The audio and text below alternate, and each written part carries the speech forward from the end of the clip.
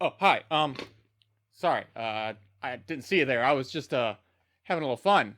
Much like they did on the first season of Skeleton Crew. Imagine that! A Star Wars show that's fun. What a time to be alive. Let's talk about it.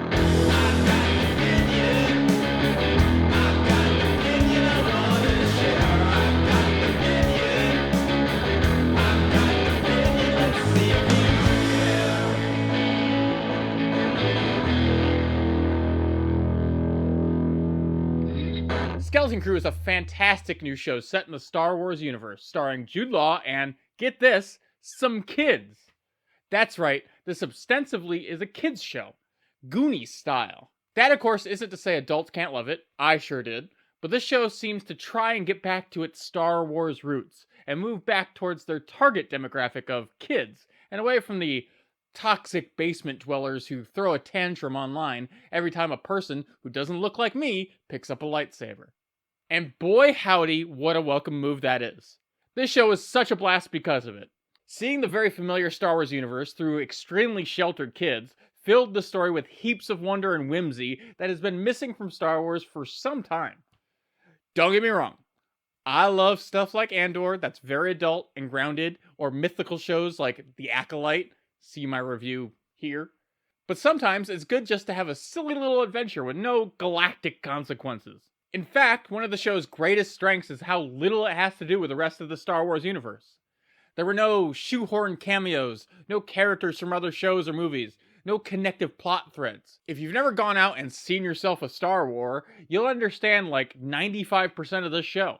This makes it a perfect gateway drug into the universe, which is why it's so smart to aim it at kids and, hook them young. That's drug dealing 101, baby!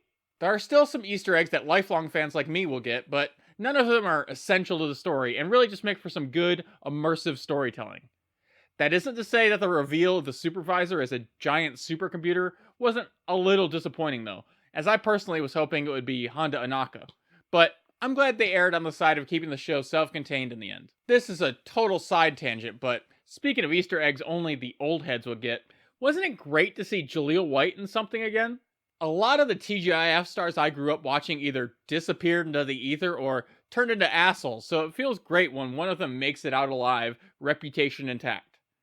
I mean, 2/3 of the Home Improvement kids are locked up, aren't they? So yeah, it's nice to see the original voice of Sonic the Hedgehog out there working and having fun. Fuck, I'm getting old. Anyway, I think my only real complaint with the show was how abruptly it ended.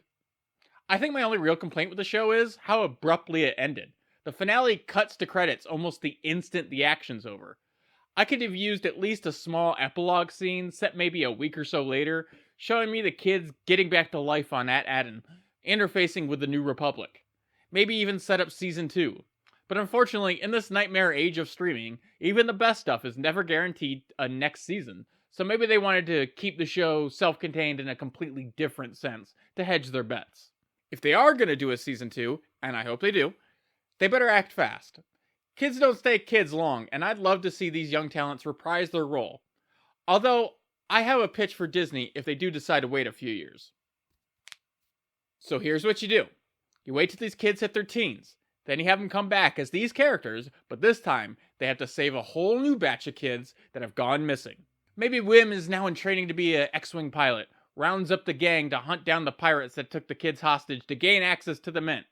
Could be fun. One thing this show has in common with something like Andor is it focuses on the oft-overlooked section of the Star Wars universe, the average person. Living in a universe that's full of space Nazis who follow an emperor clone and light sword-wielding religious zealots with magical powers, it's gotta be kinda stressful. The adventures of ordinary folks, and in this case kids, as they eke by and try to do the right thing in the face of absurd power, is always thrilling and empowering to watch, even when it's zany pirate adventures. Fortunately for us, we don't have any of the same problems they do. Right? This is about where the similarities between the two shows end, though, and that gives me hope for Star Wars as a franchise. One of the great strengths of the MCU is that it can be molded into many different genres with a sprinkling of superheroes mixed in. For a long time, I thought the Star Wars universe wasn't that malleable. But this show, and shows like Visions, have proved that wrong. Star Wars can do it all if you get the right creative teams at the helm. You could have your big mythological stories and your grounded political thrillers and your war film Clone Wars era stories, which I'm glad Filoni has started to move away from since, for a minute, every story happened in the same 20 years. All set in the same universe and have it all work out. Am I still excited for Season 2 of Andor? Oh, hell yeah! Season 1 was one of my favorite Star Wars anything, probably topped only by The Last Jedi. But I'm also glad not everything is Andor. It'd get old real fast, and it shows that the future of Star Wars is bright if you can tell many different types of stories. But what do you think? Are you excited for them to turn the whole show into a ride at Disneyland? Who do you want to see in Season 2? Let me know in the comments below, and like, subscribe, and all that shit. And as always, death to the algorithm. Death to the algorithm. Death to the algorithm. Death to the algorithm.